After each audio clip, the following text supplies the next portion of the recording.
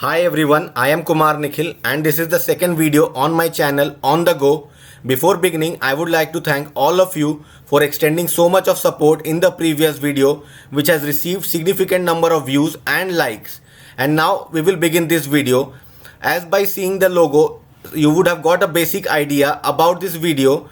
It is pertaining to Central Bureau of Investigation, also known as in short as CBI. Now the reason behind choosing this topic for making the video is that recently the director of CBI has been appointed. So in this video, in very brief, I will tell you the process of selection and appointment of the director of CBI and the history behind its origin and how did CBI come into picture. All these things I will update you in this video. Let's begin with the first slide. The process of appointment of director. We need to understand what is the process of appointment of the director of CBI. So basically earlier the process was that under the DSPE Act, DSPE here refers to Delhi Special Police Establishment Act.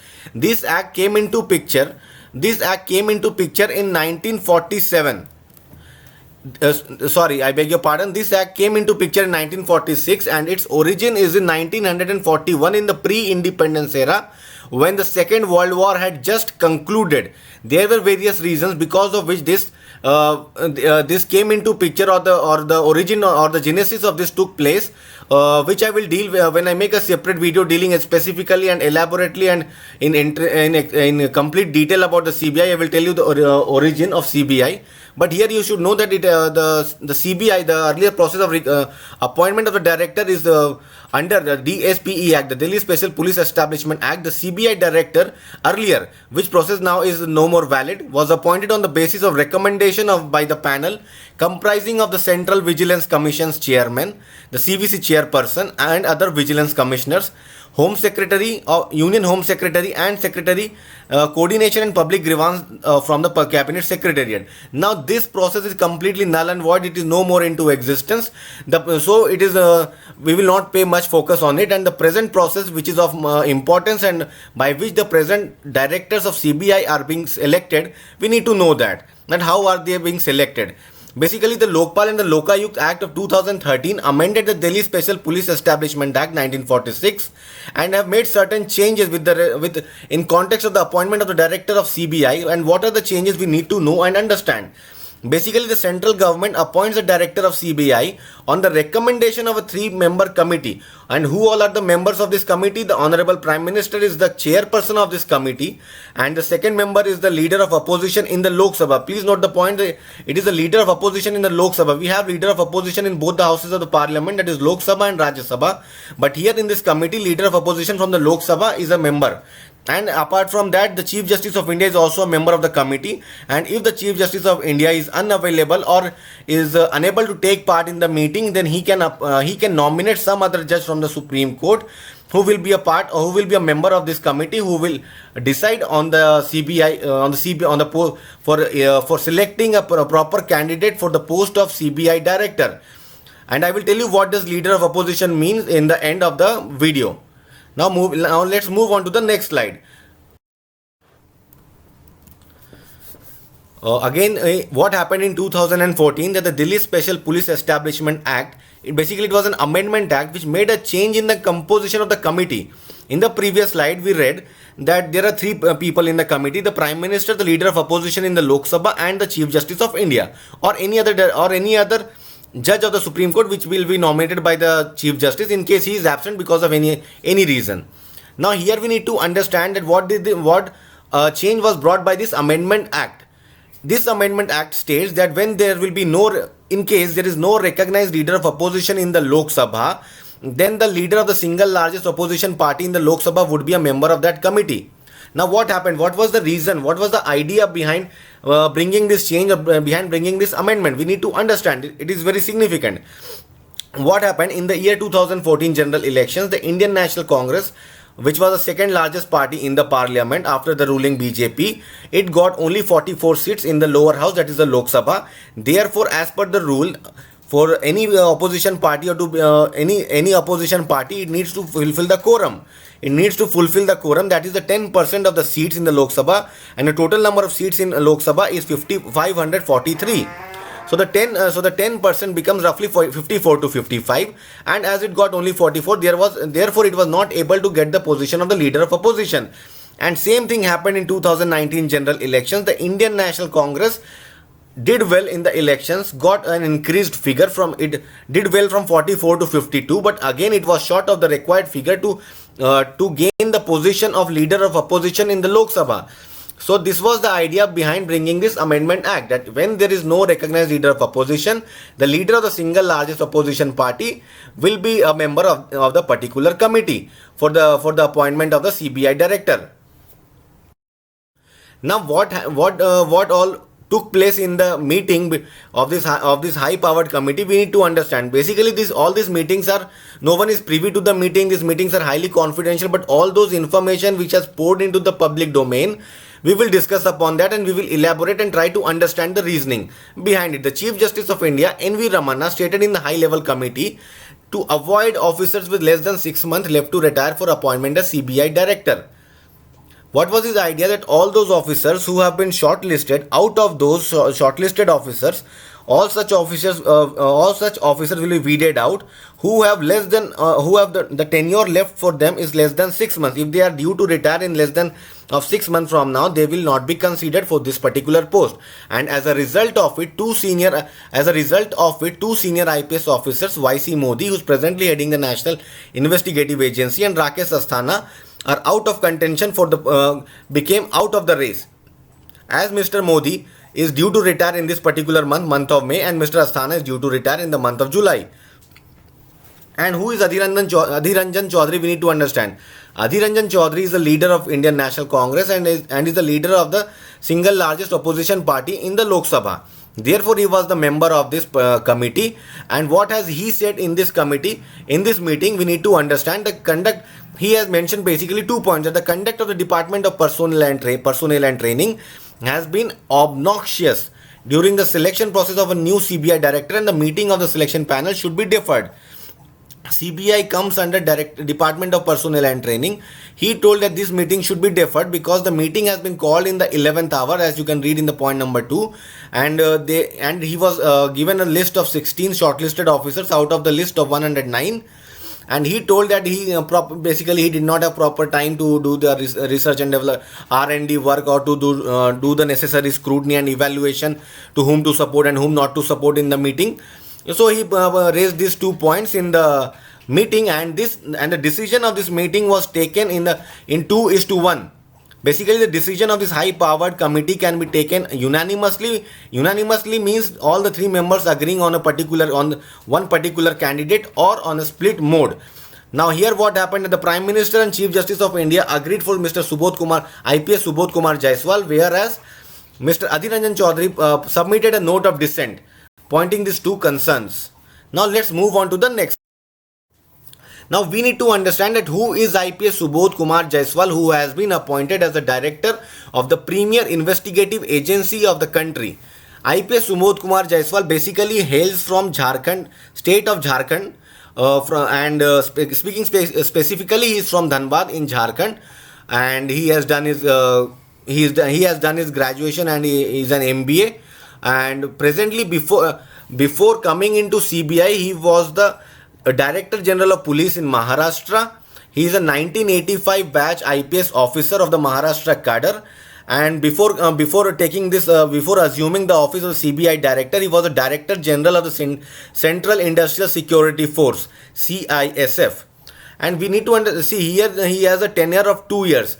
Now this 2 year of tenure is given to all CBI directors because to keep them aloof from all kind of political and executive and all sorts of pressure, so that they can work without any kind of undue pressure, and can work in a result oriented manner without any fear or favor, without any kind of undue pressure from anyone and everyone.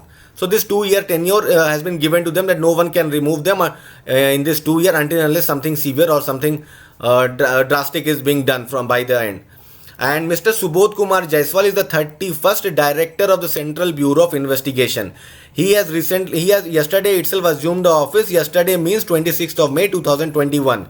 And before here he has also worked with the External Security Agency of the country, that is Research and Analysis Wing, and he has also worked as an additional and he has also worked in the intelligence bureau. So you can see he is a 1985 batch IPS officer. He has worked in the intelligence bureau, which is responsible for the handling the entire intelligence network in the country, within the country, and he has also worked in the research and analysis wing for a significant period of time, that is for 9 years, which is responsible for taking care of India's security in outside India. It is the external security agency of India.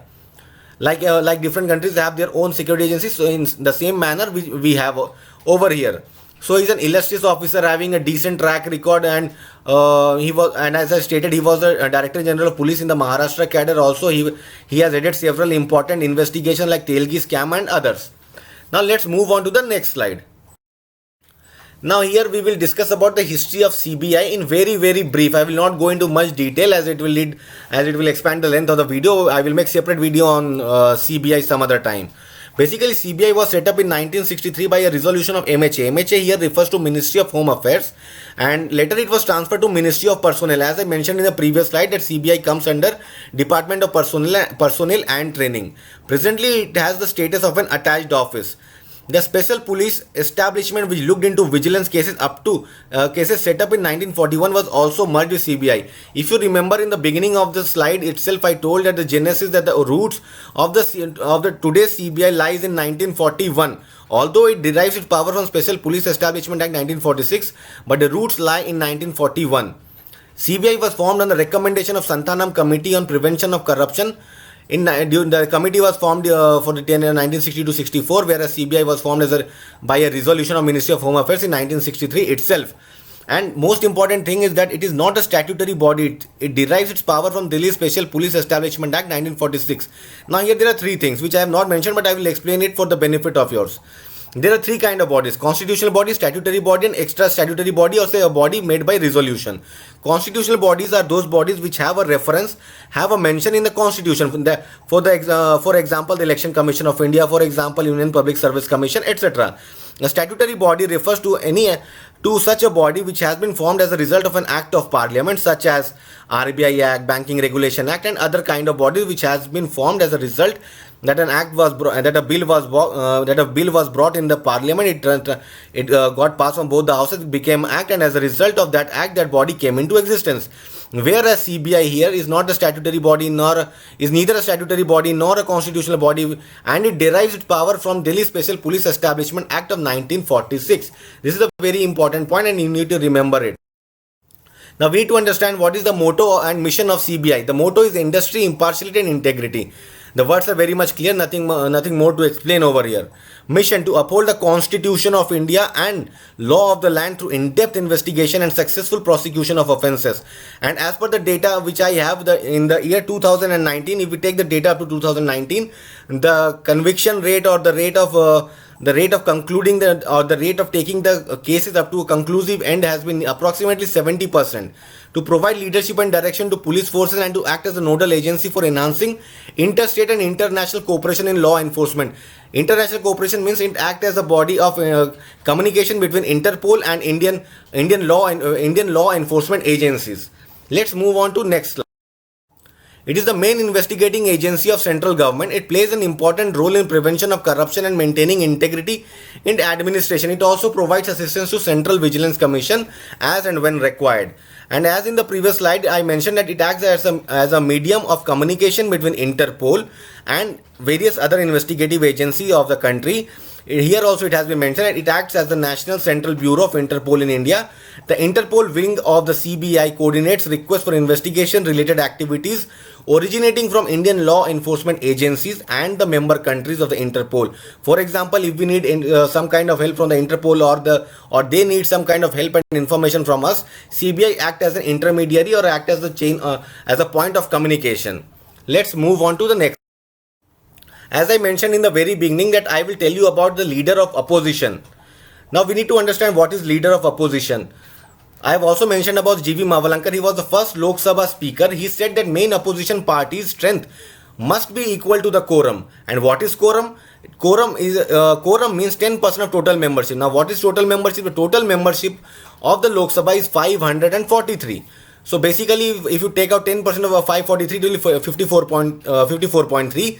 Rounding off, it comes to 55 in the Lok Sabha, and in a similar manner, it comes to 25 in the Rajya Sabha. Therefore, leader of opposition must be from a party with minimum 10% of seats. 10% of seats mean 55 in the Lok Sabha, and this any opposition party could achieve this figure in the 2014 and 2019 general elections in the country. Therefore, at present we do not have any leader of opposition in the Lok Sabha, whereas we have leader of single largest opposition party. Both are different terms and different meanings, and this rule was incorporated in Direction 121 Clause 1 in Parliament Facilities Act 1998. Now you need to understand that the leader of opposition is a very significant and very important position. Leader of opposition not just in Lok Sabha, whereas in Rajya Sabha also they have been given a statutory recognition. And when did they got the same? They got the recognition in the year 1977. Now what does it mean that getting a what does statutory recognition mean? It means that they get same salary and allowances that are equivalent to a cabinet minister. And when it is equivalent to a cabinet minister, we know that there is a proper order of preference by which we, like the president always comes on the first, thereafter there is a chronological order. It means the leader of opposition will be treated in absolute similarity and in absolute equality with the cabinet minister.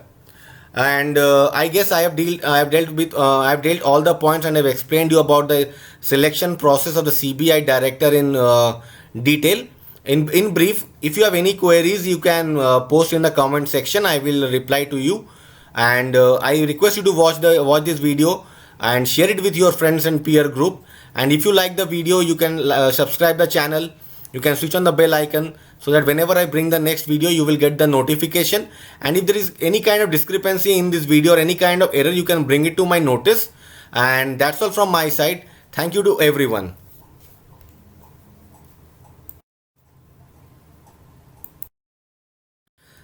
And the video could not end before thanking my friends Gurpreet and Shubham, who have from the very beginning have extended so much of help to me in making the video and in starting the channel. Therefore, thanks to Gurpreet and Shubham. Have a good day. Bye bye.